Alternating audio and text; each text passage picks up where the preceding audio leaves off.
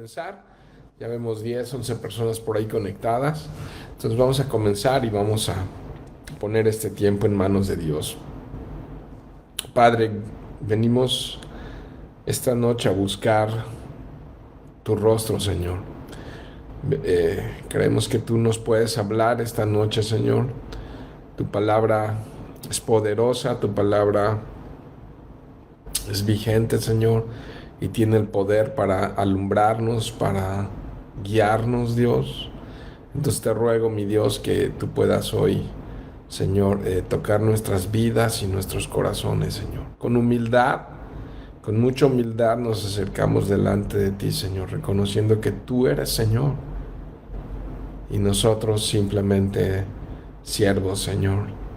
Entonces hoy venimos delante de ti, Señor. Háblanos, Señor. Háblanos, Señor, y que tu Espíritu Santo, Señor, haga la obra poderosa en nuestros corazones a través de este capítulo de Primera de Crónicas 17, Señor. Te ruego, Señor, que bendigas a cada uno de los que vamos a estar conectados y también a los que quizás se conecten o escuchen esta enseñanza después, Dios. En el nombre precioso de Jesús, amén. Amén. Bien, pues Primera de Crónicas capítulo 17. Bueno, recordando un poco la intención de Primera de Crónicas. Recuerden que Primera de Crónicas se escribe en el post-exilio, muchos años después de que están narradas estas cosas. Y la idea era después de que el pueblo de Dios estaba comenzando a regresar, después de que habían sido llevados cautivos a Babilonia, y están comenzando a recordar, a regresar, pues el cronista considera sumamente importante recordar la historia de cómo Dios ha hecho pactos, de cómo Dios ha hecho promesas, de cómo Dios, a pesar de toda la calamidad, de las pruebas y del sufrimiento ocasionado por la rebeldía, ocasionado porque le dieron la espalda a Dios, ocasionado porque aún a pesar de ser el pueblo de Dios, decidieron actuar y vivir de acuerdo a su voluntad. Salieron con pueblos paganos, ¿no? Y entonces Dios trajo juicio sobre sus vidas y fue fuerte el trato de Dios a la vida de ellos. Entonces ahora Dios ha cumplido su promesa, vienen de regreso, están repoblando nuevamente la tierra prometida, Jerusalén. Y entonces el cronista considera muy importante que ellos puedan recordar el pacto, recordar las promesas de Dios. Y lo que tenemos frente a nuestros ojos es uno de los capítulos más importantes de Primera de Crónicas, es el pacto de Dios, la promesa de Dios a David, ¿no? Pero miren todos los detalles que podemos ver aquí, hay muchas cosas bien interesantes. Dice el verso 1, leo el verso 1 y 2, dice: cuando David ya moraba en su casa, le dijo al profeta Natán: yo habito en casa de cedro, pero el arca del pacto del Señor está bajo una tienda. Entonces Natán dijo a David: haga todo lo que está en su corazón, porque Dios está con usted. Bueno, aquí comienza la narrativa y la historia de este capítulo 17. Y como pues vimos que él recibió donativos y ofrendas para construir su casa, madera, cedro, madera finísima, e inclusive le enviaron reyes trabajadores para que pudieran construir la casa de David. Y David construyó una casa de cedro que era preciosa, que era imponente, en tiempos donde había ya mucha paz y reposo con sus enemigos. En los próximos capítulos 18 y 19 vamos a ver el tiempo de guerra. Así que este capítulo 17 cronológicamente debió haber estado después del 18 y 19. Este acontecimiento, el capítulo 17, ocurre realmente después del tiempo de guerra. Entonces, ¿qué había pasado? Que Dios había cumplido su promesa de poner a sus enemigos bajo sus pies, de darle la victoria frente a sus enemigos en la guerra, ¿no? Dios ha tenido siempre promesas muy específicas sobre los enemigos de Israel, y Dios cumplió esas promesas, trajo victoria sobre la vida de David. Entonces, cuando empiezan a ocurrir estas victorias militares y viene un tiempo, se conoce el tiempo del rey David como la época de oro del pueblo de Israel, porque hubo una época de mucha prosperidad y de mucha paz. La verdad es que estaban en un reposo muy especial después de las guerras, después de todo esto. Entonces uno de los reyes quiso tener favor de los reyes vecinos, quiso tener favor con David y le dio madera de cedro y David construyó su casa, ¿no? Y entonces cuando David ve su casa y ve que es una casa artesonada, una casa preciosa, viene un pesar en su corazón honesto y genuino. Y ¿cómo mi casa va a estar tan bien? Y el arca del pacto abandonada, o bueno, de alguna manera bajo una carpa, ¿no? Entonces aquí él actúa de una manera genuina, de una manera correcta al corazón de David. Y esto creo que podríamos reflexionar muchos nosotros, ¿no? De cómo podemos quizás vivir de una manera muy cómoda, que podemos vivir de una manera muy holgada, cuando a veces puede llegar a haber necesidades en el lugar donde nos reunimos, ¿no? Y esto estaba en el corazón de David, así que David dijo, yo le voy a construir, está en mi corazón construirle una casa a Dios, ¿no? Una casa de cedro, una casa que sea adecuada. Y entonces, interesante que David, aun siendo el rey, David es un hombre que vive bajo la autoridad de Dios. David no toma decisiones por sí mismo. Qué interesante ver que David vive bajo una teocracia. Quien gobierna no es él reconoce que es Dios. Así es que sabe él a quién consultar y va y busca consejo en Natán, el profeta Natán. Recuerden que el profeta es aquel que habla de parte de Dios. Entonces, aún David, teniendo toda la autoridad, él no actúa por sí mismo, sino que va y le pregunta y consulta con el profeta Natán. Y Natán le dice, haz todo lo que está en tu corazón, porque Dios está contigo, ¿no? Entonces, cuando él tiene esta iniciativa, no duda ni por un momento al profeta Natán en decirle, adelante, ¿no? Adelante, construye eso, porque él conocía el corazón de David. Y miren aquí, es importante, hagamos una pequeña reflexión en este punto. Lo que podemos observar en el corazón de David son dos cosas. Un corazón lleno de gratitud y un corazón preocupado por la gloria de Dios. Él vive en una casa de cedro, el arca del pacto está bajo una carpa, bajo una tienda de, de- de tela, ¿no? Y él tiene una reacción, y él tiene una reacción de la cual podemos imitar, ¿no? Tener un corazón agradecido porque Dios nos ha dado la victoria, porque Dios ha sido nuestro escudo, porque Dios ha sido nuestro proveedor, porque Dios nos ha ayudado hasta el día de hoy, ¿no?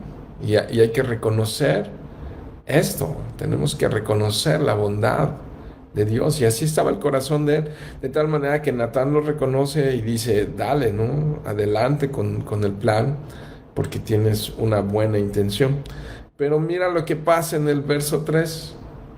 Dios no lo aprobó. Esa misma noche la palabra de Dios vino a Natán y le dijo, ve y dile a mi siervo David, así dice el Señor, tú no me edificarás casa para que yo habite en ella. ¡Wow!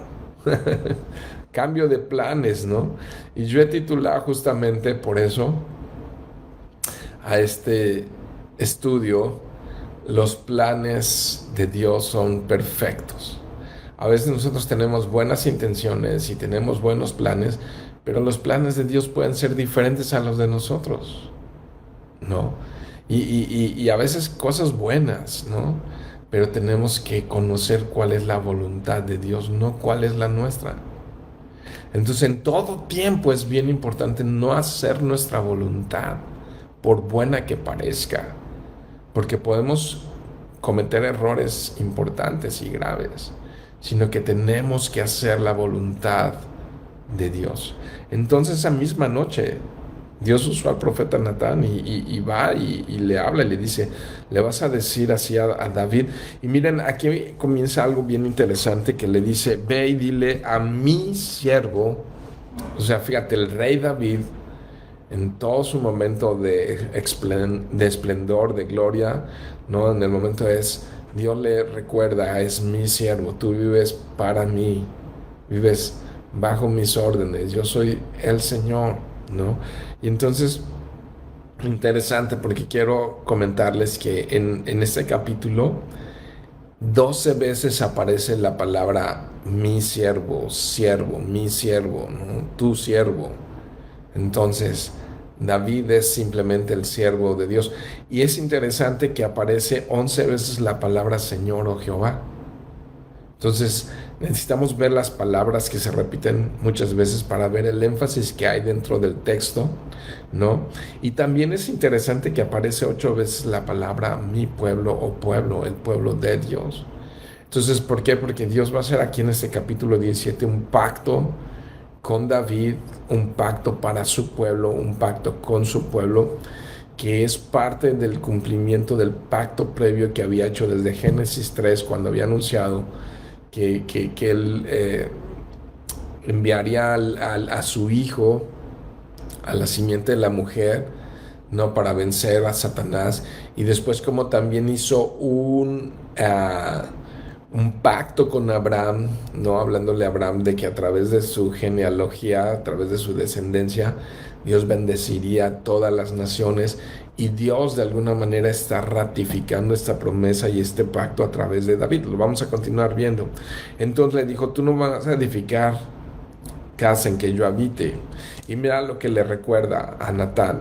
No he morado en una casa desde el día en que hice subir a Israel hasta hoy, sino que he ido de tienda en tienda y de morada en morada, ¿no? Por 400 años. Esto sucedió 400 años antes de este evento, ¿no? Y en 400 años, en 4 siglos, Dios no había dicho, hey, necesito que me edifiquen una casa, necesito que me edifiquen un templo. No, eso no había sucedido. Dios nunca había demandado de ellos un templo. Entonces, verso 6, en todos los lugares donde he andado con todo Israel, pregunta, dice, ¿he hablado alguna palabra con alguien de los jueces de Israel a quienes mandé, apacentar a mi pueblo, diciéndoles, ¿por qué ustedes no me han edificado una casa de cedro, ¿no? Entonces, diciendo, yo nunca les pedí hasta el día de hoy, fue adecuado tener un tabernáculo, ¿no? Tener esa tienda que era súper bien para el desierto, para todo el lugar donde estuvieron peregrinando por tanto tiempo, ¿no? Entonces les dices, yo no les pedí que me hicieran en estos 400 años casa, ¿no? Entonces ve y dile esto a David. Verso 7, ¿no? Ahora pues, así dirás a mi siervo, ¿te fijas? Aquí lo vuelvo a repetir, David, así dice el Señor, ¿no? Así dice Jehová de los ejércitos. Fíjate los títulos, ¿no? O sea, es Dios, el Dios de nuestra victoria. Yo te tomé del pastizal de seguir a las ovejas para que fueras príncipe sobre mi pueblo. Fíjate aquí la palabra, mi pueblo, Israel. He estado contigo por donde quiera que has ido y he exterminado a todos tus enemigos de delante de ti y te haré a ti un nombre como el nombre de los grandes que hay en la tierra, ¿no? Bueno, aquí hay varios detalles interesantes, ¿no? Como Dios, yo creo que de una manera muy bondadosa, de una manera muy amorosa, le dice a David, no me vas a construir casa, pero quiero recordarte algo. Nuestra relación no se trata de lo que tú haces por mí, sino de lo que yo hago por ti. Y lo que se está ejecutando no son tus planes, sino mis planes. Se trata de mí. ¿Y qué tal que viéramos todas las cosas en la vida que no se trata de nosotros, sino se trata de nuestro soberano Rey y Señor, de nuestro glorioso Rey. Entonces a veces Dios tiene que recordarnos nuestro pasado. Y a veces Dios tiene que recordarnos de dónde nos sacó y quiénes éramos. Y básicamente Dios le está diciendo, hey, ¿recuerdas que tú eras un pastorcito de ovejas? No, de la casa de Isaías ya estabas cuidando ovejas simplemente, y de allí, de entre las ovejas, fue que yo te tomé, ¿no? De ahí de entre las ovejas fue que yo te llamé, ¿no? Yo fui el que te llamé, David, ¿no? Tú eres mi siervo, yo soy el Dios de los ejércitos, ¿no? Y sabes, la promesa es que yo te tomé para que fueras príncipe, ¿no? Para que fueras autoridad, para que fueras alguien grande sobre mi pueblo Israel. Entonces el pueblo de Dios, Israel. Y he estado contigo por donde quiera que has ido. Qué recordatorio, ¿no? Que David, has vencido y has ganado y has llegado hasta aquí por mi mano, ¿no? Yo he exterminado a tus enemigos delante de ti. Qué interesante, ¿no? No fue David quien exterminó a sus enemigos. No fueron los planes de David, no fue la audacia de David, no fue la capacidad de David. Fue el poder de Dios. Porque David siempre confiaba en Dios. Él sabía que no era con espada ni con ejército, sino con su Santo Espíritu, ¿no? Recordemos en el capítulo anterior, ¿no? Cómo es que David, siendo todo un estratega militar y toda una capacidad, un guerrero muy hábil, le preguntaba a Dios antes de ir a la guerra: Dios, ¿quieres que vaya a la guerra? Y Dios le decía sí o no y cómo iría a la guerra. Entonces un hombre que se somete a la voluntad de Dios, y Dios le está recordando: tú eras un pastorcillo de ovejas y yo te tomé, ¿no? Nos recuerda Pablo, ¿no? En sus cartas, que así es el estilo de Dios. Dios no elige a los poderosos, a los elocuentes, a las personas con muchos títulos, con mucho renombre, a las personas con mucha formación, sino dice que lo vil y lo menospreciado de este mundo Dios ha escogido para hacer mostrar en ellos su gloria, ¿no? De tal manera que cuando algo hace Dios impresionante y sobrenatural en nuestras vidas, no hay manera de decir fui yo, fue mi inteligencia, fue mi poder, fue mi capacidad, fue mi dinero, fui yo, sino fue Dios el que venció, el que dio la victoria, fue la mano de Dios la que hizo todo esto, ¿no? Y Dios se lo tiene que recordar, ¿no? Entonces, yo te tomé de allí, ¿no? Y hay continuidad en la promesa, le dice en el verso 9: asignaré también un lugar para mi pueblo Israel, y lo plantaré allí para que habite en su propio lugar y no será removido más, ¿no? O sea, a pesar de que siempre, desde hace 3000 años, ha estado la región de Israel, de Palestina, en guerra, y siempre han querido invadirlo y destruirlo y los han llevado cautivos como parte del juicio y del trato de Dios en su vida. Dios ha establecido ese lugar como la tierra de su pueblo, y Él promete que no serán removidos de ahí. Actualmente se encuentra Israel. Déjenme apagar algo aquí. Actualmente se encuentra Israel en 7 frentes de guerra. Se encuentra en guerra al norte con Líbano, aunque se ha anunciado el día de ayer ya un cese al fuego, un pacto de detener la guerra con el norte, que es con el Líbano. Dentro del pueblo de la región de Israel, pues al sur se encuentra con los de Hamas, con los de Gaza, en guerra actualmente, una guerra devastadora que lleva más de un año. Y bueno, también ha habido una guerra prolongada del lado del río Jordán con Cisjordania, ¿no? Con toda esa región de Cisjordania, donde está Belén y todo eso, que pues ahí es una zona también palestina, donde han estado en guerra, también obviamente con Irak, con Siria, ¿no? Al norte, cerca de Damasco, en los altos del Golán, pero del lado más hacia adentro del continente, pues con Irak, y más abajo al sur con los chiitas del Yemen, y obviamente también más allá con el que patrocina a todos ellos, eh, con Irán, ¿no? Que están con el deseo de poder tener armas nucleares para poder destruir a Israel.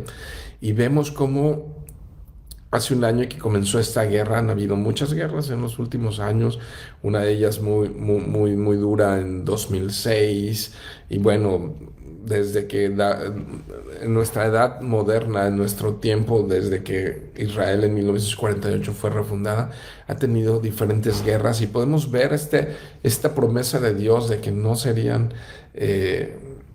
esa tierra le pertenece a su pueblo, al pueblo que él ha edificado, al pueblo que él escogió y levantó para traer a través de él al Mesías. Pues Dios les va a dar la victoria, y pueden pasar por momentos muy difíciles, ¿no?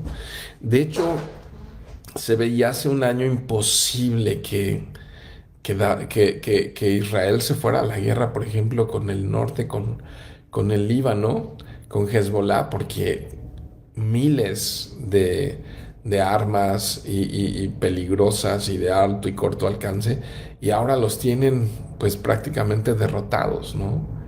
Prácticamente derrotados. Ha sido una actividad militar impresionante la que ha tenido Israel, no solamente con Hamas, sino al norte. Pero debemos de recordar esto, ¿no? Que es el pueblo y las promesas que Dios ha hecho para su pueblo. Y Dios no va a cambiar estas promesas que tiene para con su pueblo. Ahora, si tú estudias un poco Romanos, no vamos a ir allá en los capítulos 9 en adelante, Pablo empieza a hablar sobre la necesidad en su corazón que tenía que su pueblo, el pueblo de Dios, fuera salvo, ¿no?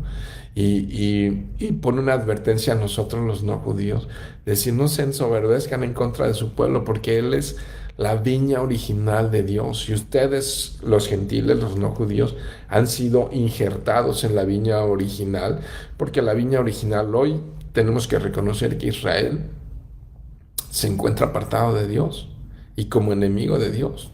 De entrada no reconocieron al Mesías, ¿no? A Jesucristo, y se han mantenido en esa rebeldía desde entonces, ¿no? Muchos de ellos rechazando por completo a Jesús, al Hijo de Dios, al Mesías, ¿no?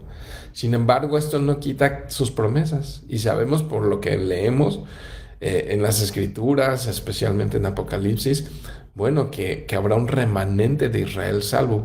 Y entonces de tal manera que Pablo dice, y Dios tiene el poder de volver a reinjertar en su viña original a su pueblo. Entonces Dios tiene promesas muy específicas y particulares para su pueblo, para Israel, ¿no? Y debemos de estar conscientes de eso. Se nos pide que nosotros oremos por su pueblo y que oremos por la paz de Jerusalén, ¿no? Y entonces ahí les está diciendo en ese verso, en el verso 9, que no será removido más. Tampoco los malvados los oprimirán más como antes, como desde los días que ordené que hubiera jueces sobre mi pueblo Israel, y someteré a todos sus enemigos, ¿no? Bueno, esto es lo que pasó eventualmente, que David tuvo muchas guerras y vio cómo Dios sometió a sus enemigos, ¿no? Y eso era importante para los que estaban después del exilio babilónico regresando a Jerusalén, recordar estas promesas de Dios, ¿no? Además te hago saber, dice, que el Señor te edificará una casa. Qué interesante, ¿no? Porque David dice, yo quiero edificarle una casa a Dios. Y Dios le dice, yo te voy a edificar una casa a ti, David, ¿no? Pero fíjense qué interesante que la palabra que se usa aquí en este verso 10, esta palabra casa, ¿no? Esta palabra casa también se traduce como linaje, o también se traduce como familia. Y literal, lo que Dios está... Este capítulo 17 es brillante y precioso, porque es un resumen de los planes perfectos y eternos que Dios tiene para el pueblo de Israel, para David y para la humanidad entera. Yo te edificaré un linaje, yo te edificaré una familia, ¿no? No se refiere precisamente aquí a una casa física, sino a un linaje, ¿no? Y sabemos que aquí se está profetizando y anunciando que del linaje de David vendría un rey, que su reino sería eterno. Y evidentemente nos está hablando de nuestro Señor Jesucristo, ¿no? Vamos a ver algunas referencias ahorita eh, eh, en, en el Nuevo Testamento, pero entonces miren, vuelvo al verso 10, como desde los días que ordené que hubiera jueces sobre mi pueblo Israel, y someteré a todos tus enemigos. Además te hago saber que el Señor te edificará una casa. Y sucederá, verso 11, que cuando se cumplan los días, interesante, palabra clave, cuando se cumplan, es en el tiempo del Señor, cuando llegue el tiempo del Señor, ¿no? Cuando se cumplan tus días para ver que vayas a estar con tus padres, o sea, cuando te mueras, cuando ya no estés aquí, cuando te vayas a la morada de tus padres, de tus antecesores, ¿no? Levantaré a uno de tus descendientes después de ti, que será de tus hijos, y estableceré su reino. Wow, ¿no? Entonces aquí comienza con esa promesa, con ese pacto de ese linaje que Dios está prometiendo a David, ¿no? Pero date cuenta, como quiero hacer énfasis en esto, el tiempo es breve, el tiempo es corto para este estudio, pero no se trata de nosotros, no se trata de lo que nosotros podamos hacer por Dios, sino de lo que Él hace por nosotros. Y debemos a veces reflexionar y detenernos en la vida y darnos cuenta de que es Dios. Y Dios debe estar en el centro de todo lo que hacemos. Y nuestra voluntad y nuestros deseos y nuestros planes deben de ser sometidos a los planes de Dios. Yo me quiero imaginar en esto, mis queridos hermanos, a David lleno de pasión y lleno de emoción por construirle una casa a Dios. No tan así que también contagió de este entusiasmo a Natán. Y Natán le dijo, haz lo que venga en tu corazón. Conforme a lo que esté en tu corazón, dale, éntrale, ¿no? Y hazlo, ¿no?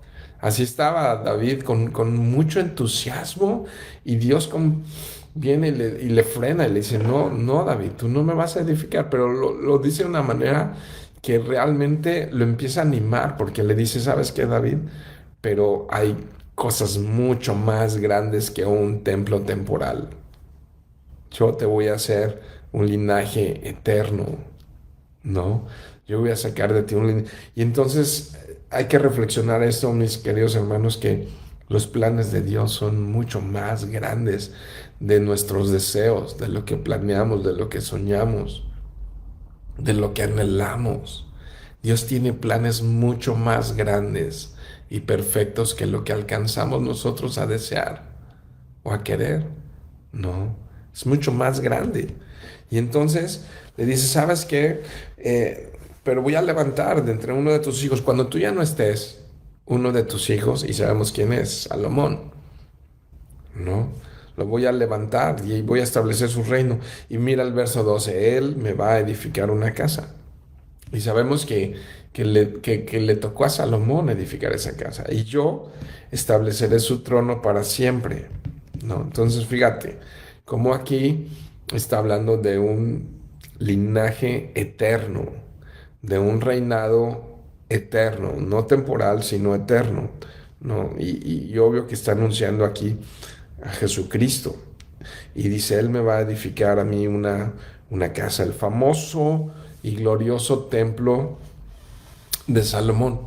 Ahora es interesante, vamos a leer en los próximos capítulos, nada más les quiero como anticipar, que en ese momento cuando se le prohibió a David hacer ese templo a Dios, ¿qué crees que se puso a hacer David? No se quedó de brazos cruzados, No se echó en la hamaca, no se deprimió, no se llenó de tristeza porque fue frenado en ese momento, sino que se puso a recabar materiales y cedro y trabajadores, pero también oro y plata y muchos otros elementos que servirían en un futuro. O sea, se puso a juntar materiales para el templo, ¿no? Y esto me anima, ¿no? Como pues los planes de Dios son distintos, pero David no se queda cruzado de brazos, simplemente obedece a Dios en sus planes, ¿no? Y es entonces se pone a trabajar para que pueda también dejarle un legado a Salomón, ¿no? Y entonces, fíjate qué interesante está esta promesa que viene, ¿no? En el 12 y dice, Él me va a edificar una casa, yo voy a establecer su trono para siempre, pero mira esta relación, yo seré padre para Él y Él será para mí, y Él será hijo para mí, y no quitaré de Él mi misericordia, ¿no? Como la quité al que estaba antes de ti. Qué interesante promesa también, porque sabemos que Salomón se desvió horriblemente. Cuando empezó a tener muchas esposas y concubinas, también se equivocó y se fue tras de dioses paganos, ¿no? Y aún cometió idolatría y pecados abominables delante de Dios.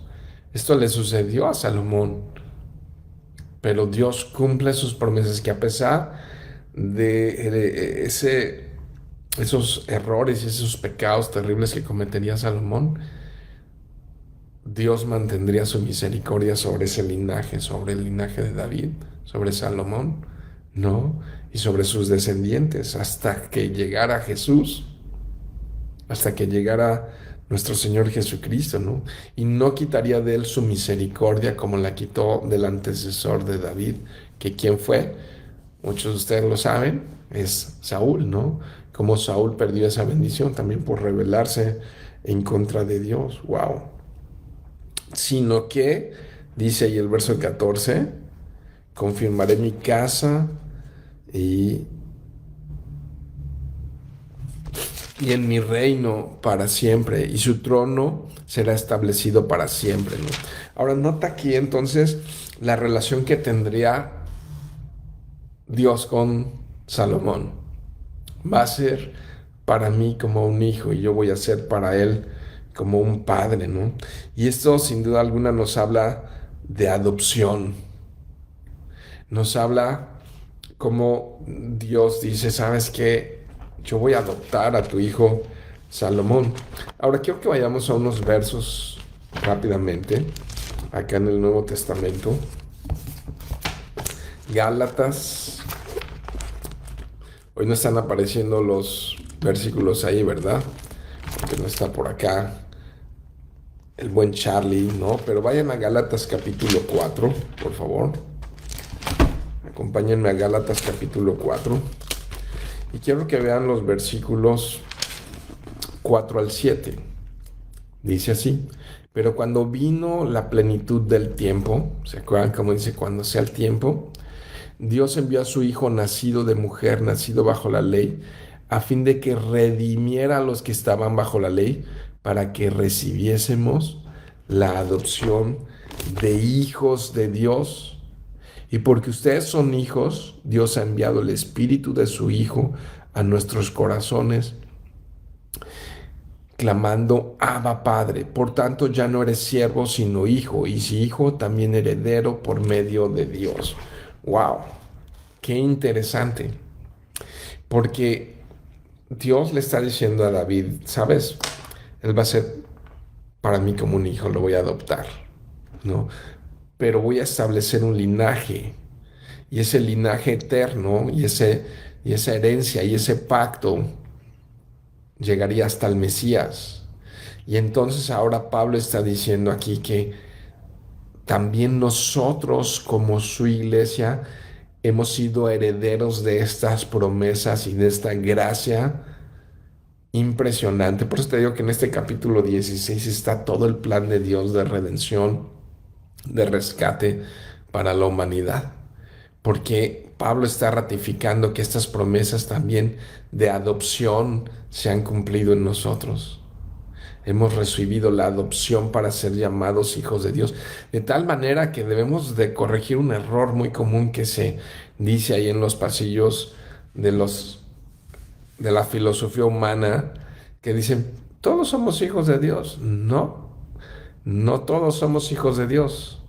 Todos somos creación de Dios.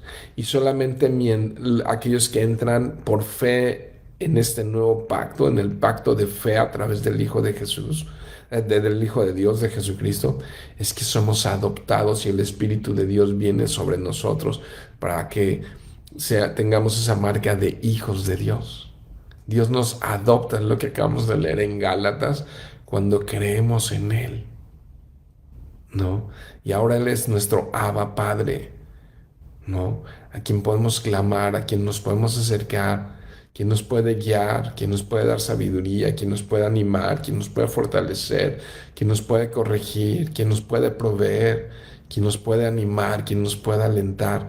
Tenemos un padre sabe dar buenas dádivas a sus hijos, un padre cuida de sus hijos, un padre instruye, un padre anima, un padre protege, un padre corrige, un padre disciplina, ¿no? Todas esas cosas vienen a través de esa paternidad que tenemos y que le podemos llamar Padre, Abba, Padre a Dios, ¿no? Ahora mira el cumplimiento de esas promesas, Juan. Si vas al Evangelio de Juan en el capítulo 1, y todo el capítulo 1, pero nada más quiero leer ahorita un verso ahí de Juan, ¿no? Si vas en tu Biblia, Juan capítulo 1, para que compruebes que lo que estoy leyendo está ahí, en el verso 12, dice, a los suyos vino y los suyos no los recibieron, pero a todos los que le recibieron les dio el derecho de llegar a ser hijos de Dios, es decir, a los que creen en su nombre. ¿A quienes les dio el derecho de ser llamados hijos de Dios? A los que creen en su nombre, ¿no? Y entonces dice ahí, sino que confirmaré mi casa y mi reino para siempre, y su trono será establecido para siempre. Verso 15, conforme a todas estas palabras y conforme a toda esta visión, dice ahí, habló Natán a David, ¿no? Entonces, Dios le habla a Natán y le dice, Natán, ve y dile toda esta promesa, este pacto, y cómo también, pues deténlo, ¿no? Les ganó la emoción, pero no me va a establecer, no me va a edificar una casa David, sino que su hijo me va a hacer eso, pero yo sí voy a establecer un legado eterno, ¿no? Un linaje para ti, David, ¿no? Ahora, checa Lucas, ve al Evangelio de Lucas. Es muy preciso Lucas en darnos todo el marco para que podamos reconocer en Lucas capítulo 1, y también valdría la pena si después tienes tiempo leer todo el capítulo 1, pero yo voy a leer nada más algunos versos, ¿no? Y además que creo que entran en contexto en lo que la humanidad celebra en estos días de diciembre, que es el nacimiento de Jesús, la encarnación de Dios en esta tierra, y va en torno de esto. Y mira, Lucas capítulo 1, como Dios estaba anunciando a Jesús, ¿no? Y en el verso 31 dice, de Lucas 1:31, concebirás en tu seno y darás a luz un hijo, y le pondrás por nombre Jesús. Este será grande y será llamado Hijo del Altísimo. Y el Señor Dios le dará el trono de su padre David, y reinará sobre la casa de Jacob, es decir, de Israel, para siempre, y su reino no tendrá fin. Qué buen verso para conectar con lo que está ocurriendo en Primera de Crónicas capítulo 17, ¿no? Porque entonces, ¿cómo es que Dios iba a hacer esto? Este pacto y este plan que Natán vino a decirle a David, pues a través de Jesús, ¿no? Y es muy claro que está ocurriendo en la persona de Jesús. Ahí está la promesa cuando se le está dando al alumbramiento de María, ¿no? Entonces vamos a continuar. Son bien importantes los siguientes versos, los versos 16 en adelante, porque cómo reacciona David. Qué interesante, ¿no? Hasta aquí Dios le dijo, ¿sabes qué? Tú no me vas a construir una casa. Y David estaba súper emocionado en construir una casa a Dios. Pero ¿cómo reaccionamos nosotros cuando no se hacen las cosas como las planeamos o como las pensamos? ¿Qué reacción tenemos, mis queridos hermanos, cuando Dios nos dice no y va a ser diferente? Pero tienes que confiar en mí que va a ser mejor de lo que tú estás pensando o de lo que tú estás planeando. ¿Cómo reaccionamos, no? ¿Cómo es que aceptamos la voluntad de Dios, no? Entonces el rey dice el verso 16, David entró y se presentó delante del Señor, delante de Jehová, ¿no? Checa cuántas veces. Entonces, aquí es, tú eres siervo, yo soy Señor. Y él va y se presenta delante del Señor y le dice, ¿quién soy yo, oh Señor Dios? ¿Y qué es mi casa para que me hayas traído hasta aquí? ¿No? O sea, Dios le había recordado, tú eras un pastor, estabas detrás de los pastizales, cuidando ovejas, ¿no? Y aquí chécate cómo David responde humildemente, ¿no? Sorprendente.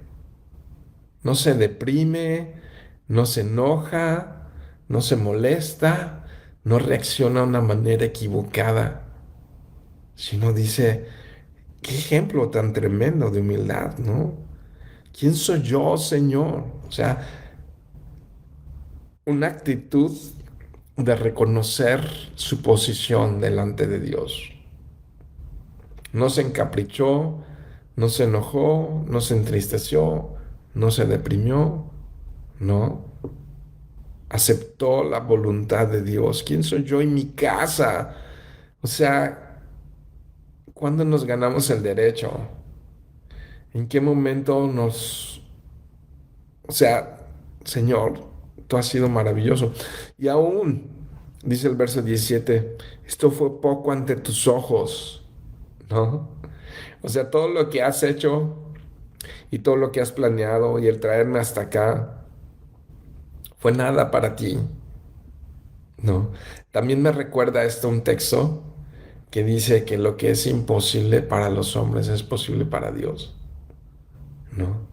Y todo esto, ¿no? Desde traernos, desde sacarnos de Egipto, desde darnos una tierra, desde poner jueces y después finalmente traerme y ponerme para ser príncipe sobre tu pueblo, siendo yo un simple cuidador de ovejas, ¿no?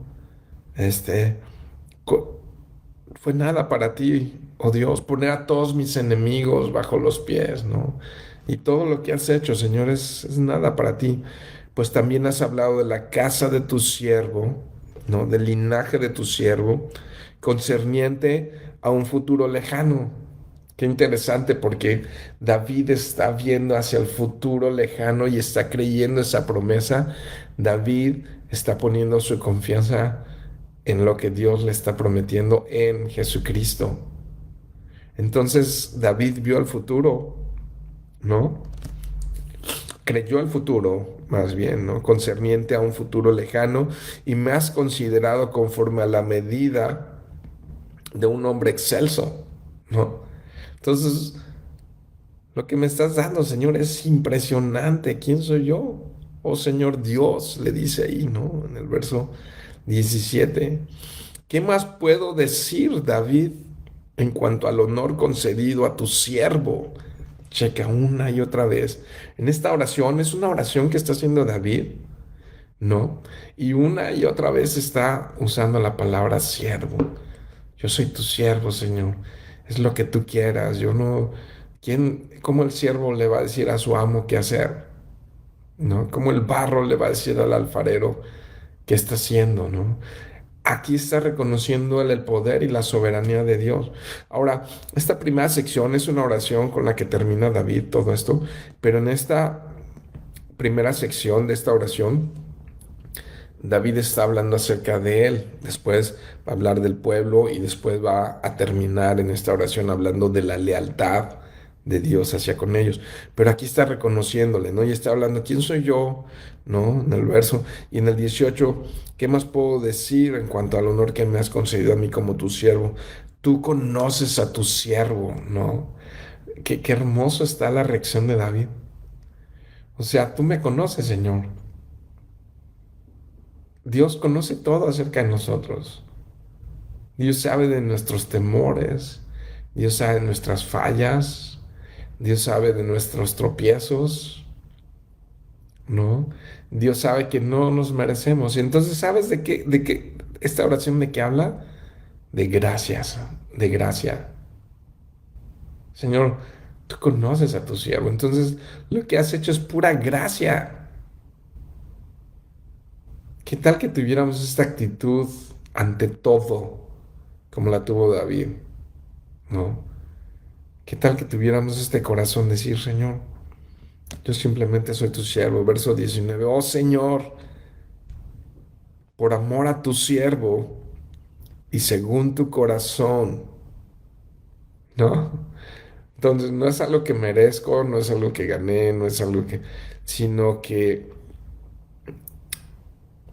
por amor a tu siervo y según tu corazón, tú has hecho esta gran cosa para manifestar todas estas grandezas. ¿No? Tú lo has hecho. Es un reconocimiento de la soberanía de Dios, ¿no? Se trata de ti, Dios, ¿no? Ha sido tu plan divino, ha sido tu plan perfecto. Mi plan era este, pero tu plan es perfecto. Oh Señor, no hay nadie como tú. Qué alabanza, qué reconocimiento, ¿no? No hay nadie como tú, ni hay Dios fuera de ti, conforme a todo lo que hemos oído con nuestros oídos, ¿no? O sea, lo que hemos vivido, lo que hemos visto, lo que hemos escuchado, y hoy reconocemos que solo tú eres Dios y que no hay otro igual a ti. Aquí la oración de David es llena de humildad, reconociendo la grandeza, la soberanía, la supremacía de Dios, ¿no? Y entonces ahora comienza a reconocer David el plan, la promesa y el pacto para con su pueblo, ¿no? Verso 21. ¿Y qué otra nación en la tierra es como tu pueblo Israel, al cual Dios vino a redimir como pueblo para sí, a fin de darte nombre por medio de cosas grandes y terribles, al echar naciones de delante de tu pueblo, al que rescataste de Egipto, ¿no? Y entonces otra vez historia. Y como tú nos sacaste de Egipto y nos has traído hasta esta tierra, ¿no? Y has echado a las naciones y no hay ningún pueblo, ¿no? Ni es China, ni es Rusia, no, ni es ningún pueblo del que podamos imaginar, ni es Estados Unidos, no, ni es Argentina, no, no es ningún pueblo, sino el pueblo de Dios, el que él escogió, ¿no? Y ahora ese legado espiritual y esa adopción de hijos y ese también adopción de pueblo de Dios la adquirimos mediante la fe en Jesucristo. Dice también el autor de Hebreos que nos ha hecho de este linaje y que nos ha hecho pueblo suyo y nos ha hecho reyes y sacerdotes para que reinemos con él por la eternidad, ¿no? Parte de estas promesas y de este legado espiritual viene también por fe. Y entonces tú rescataste de Egipto, verso 22, pues hiciste a tu pueblo Israel, pueblo tuyo para siempre. Y, y tú, Señor, has venido a ser su Dios, ¿no? Entonces sí tenemos que observar aquí que Dios tiene promesas muy específicas para su pueblo, para esa nación escogida, ¿no? Y entonces está hablando ahí de su pueblo, de las promesas de su pueblo, pero ahora cambia la oración de David y empieza a tener este aroma, a tener esta sensación de hablar acerca de la lealtad de Dios, ¿no? De cómo Dios es leal. Entonces, recuerda esto, el autor de Crónicas tenía en suma importancia recordar esto al pueblo de Dios, ¿no? Verso 23. Y ahora, Señor, eh, que la palabra que tú has hablado acerca de tu siervo y acerca de tu casa, de su casa, sea firmada para siempre. Haz según has hablado, haz según has hablado, y se ha confirmado y engrandecido tu nombre para siempre, ¿no? Al decir el Señor de los ejércitos, el Dios de Israel, el Dios para Israel y la casa de tu siervo. Bueno, aquí es importante ver cómo Dios, bueno, desde el verso 21 dice, has hecho cosas grandes y terribles al echar a las naciones de tu pueblo. Entonces, chécate que Dios hace todo esto y Dios concede la victoria a sus hijos y a su pueblo para engrandecer su nombre, para que Él sea el glorioso y el importante entre nosotros, ¿no? Eso es importante, muy importante considerarlo, ¿no? Entonces, el Señor de los ejércitos, Dios de Israel, es Dios para Israel, ¿no? Y que la casa de tu siervo David sea establecida delante de ti. Entonces, Señor, tú eres leal y hágase tu voluntad, básicamente. Verso 25, porque tú, Dios mío, has revelado a tu siervo que le edificarás una casa, ¿no? Un linaje, recuerden. Por tanto, tu siervo ha hallado ánimo para orar delante de ti. Entonces, toda esta oración que está haciendo David, la está haciendo animado en respuesta a que Natán le dijo, no vas a poder edificarle casa a Dios, ¿no? Aquí hay tres cosas que si puedes anótalas y llévatalas en tu corazón y va a ser ya como nuestra conclusión, pero es importante que te lleves esas tres cosas en tu corazón. ¿Cómo respondió David después de estar animado a hacer una casa a Dios y Dios lo para? Pero lo para dándole estas promesas perfectas, diciéndole, sabes que mis planes son perfectos y eternos y son mejores que tus planes, ¿no? Tres cosas en la reacción de David que yo puedo ver aquí. David, número uno, se humilló. Número dos, reconoció quién es Él y quién es Dios, su condición delante de Dios. Y reconoció que los planes de Dios son mejores. Y número tres, aceptó la voluntad de Dios.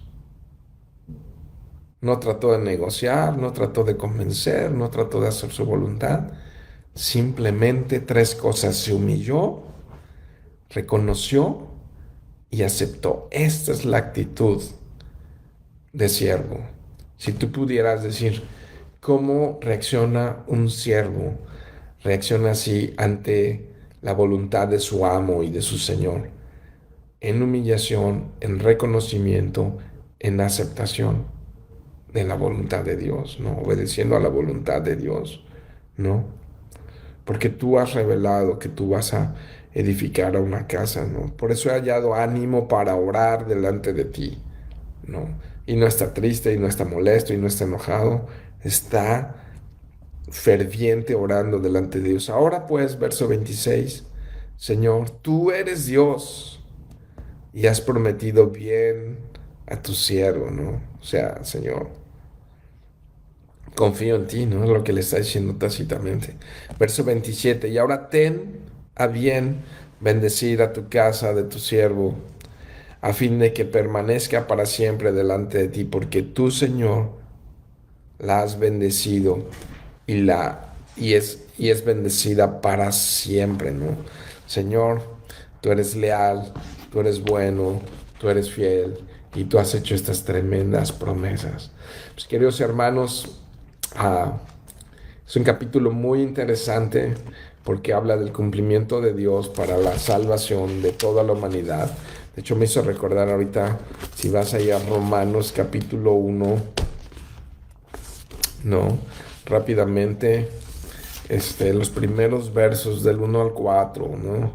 Déjenme recordar esta lealtad de Dios a su evangelio. Dice Pablo, siervo de Cristo Jesús, llamado a ser apóstol, apartado para el Evangelio de Dios, que él había prometido por medio de sus profetas en las Escrituras, ¿no? Esta es parte de esa profecía, lo que leímos hoy. Verso 3 es el mensaje acerca de su hijo que nació de la descendencia de David según la carne y que fue declarado hijo de Dios con un acto de poder conforme al espíritu de santidad por la resurrección de entre los muertos de nuestro Señor Jesucristo. Entonces aquí Pablo está diciendo categóricamente que esa promesa que Dios le estaba dando ese día a través de Natán a David se había cumplido en Jesucristo, ¿no? Es Jesucristo la descendencia de David según la carne, ¿no? Y finalmente allá en Apocalipsis, capítulo 22, el último capítulo de la Biblia, los últimos versos de la Escritura, si puedes ir allá, al último capítulo de toda la Biblia, capítulo 22, ¿no? Déjenme ver cuál verso, el 16, el testimonio final, dice así: yo, Jesús, he enviado mi ángel a fin de darles a ustedes testimonio de estas cosas para las iglesias. Yo soy, está hablando Jesús, la raíz y la descendencia de David, el lucero resplandeciente de la mañana. Entonces aquí Jesús mismo, Pablo ya lo ratificó, y aquí Jesús mismo, a través de la revelación que tuvo Juan, le está diciendo: yo soy la raíz y la descendencia de David, ¿no? Entonces, esa promesa que Dios le había dado a David en Primera de Crónicas, capítulo 17, es nuestro Señor Jesucristo. Resumen final, bueno, hay mucho aquí precioso que podemos ver. Como repito, las promesas de Dios son mejores que nuestros planes. Los planes de Dios son perfectos y los planes de Dios trascienden a la eternidad, ¿no? Y entonces, aun a pesar de que David tenía un buen ánimo de poder edificar una casa a Dios, cuando su corazón dijo: oye, ¿cómo es posible que haya necesidad de edificar una casa a Dios? Yo tengo una buena casa y no puedo ser sensible a la necesidad que hay ahí. Pero Dios tenía unos planes perfectos y mejores, entonces le dice: no me vas a edificar tu casa.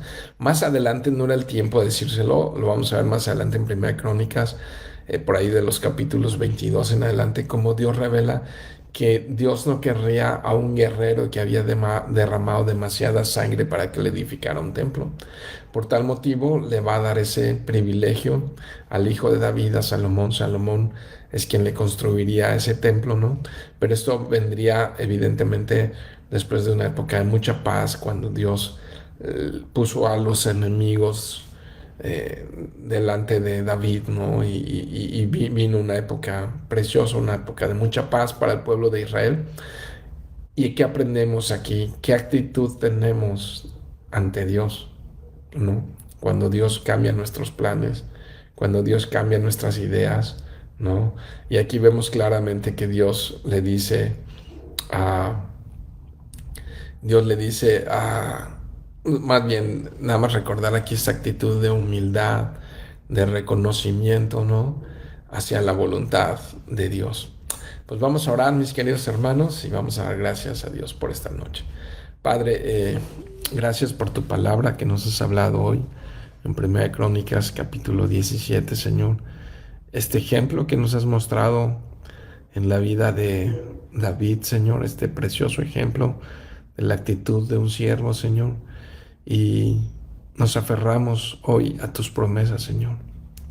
Y sabemos que si estas primeras promesas se cumplieron en Jesús, también las futuras se cumplirán en Jesús.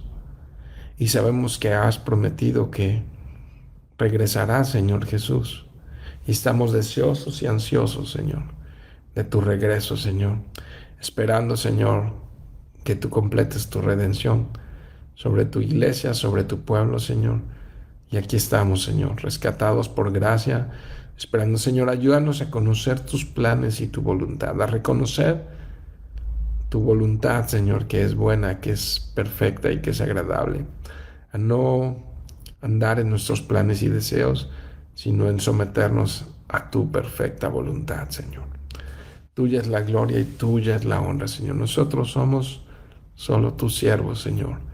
Y tú eres Rey soberano sobre todas las cosas. Gracias, Dios, por mirarnos, por acordarte de nosotros, Dios. Siendo nada, Señor, tú te has acordado de nosotros. Tuya es la gloria, Dios. En el nombre de Jesús. Amén.